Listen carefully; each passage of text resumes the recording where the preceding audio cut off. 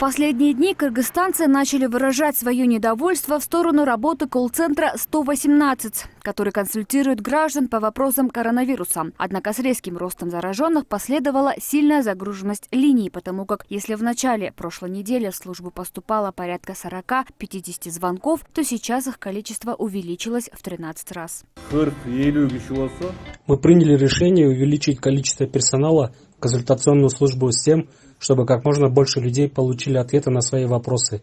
Любой гражданин, нуждающийся в консультации или медицинской помощи, должен ее получить своевременно. Похожая ситуация сложилась и в службе скорой помощи. Для этого было принято решение полностью реорганизовать работу скорой помощи так, чтобы бригада при принятии решения о госпитализации пациента знала точно, в какую больницу его везти. В сутки у нас поступает порядка 4000 звонков, обращений. У нас очень большое количество вызовов лежит в очереди, к сожалению, мы не успеваем вовремя отправлять бригады, все бригады максимально задействованы. В сутки сейчас выполняется порядка 700-800 вызовов. Проблемы были с госпитализацией пациентов с пневмониями, сейчас открываются дополнительные койко-места, пациенты так госпитализируются, но нагрузка в любом случае остается очень высокой, поэтому служба скорой помощи не успевает так оперативно работать, как хотелось бы.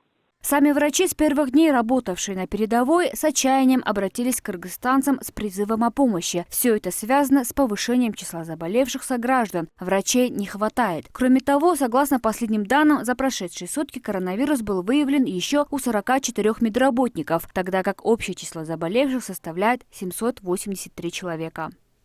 В столь сложное время хочу призвать вас, врачей, медсестер, лаборантов, послужить опорой государству. Сейчас наблюдается острая нехватка медицинского персонала. Медицинский персонал для оказания помощи пациентам с коронавирусом требуется в мобильные бригады, колл-центры, больницы, ЦСМ и лаборатории. Я призываю каждого откликнуться во благо своей страны, своего народа. Вместе мы преодолеем все преграды и невзгоды. С момента публикации обращения врача к нему поступило более 100 заявок от желающих помочь. Как отметил Шакир Турсунбаев, после обработки полученной информации все добровольцы будут определены в службу, где необходима помощь. Добавлю, что неравнодушные горожане, ординаторы, интерны, медики и вирусологи могут обращаться к врачу Шакиру Турсунбаеву, который собирает волонтеров по номерам 0558 755 577 и 0554 994 949.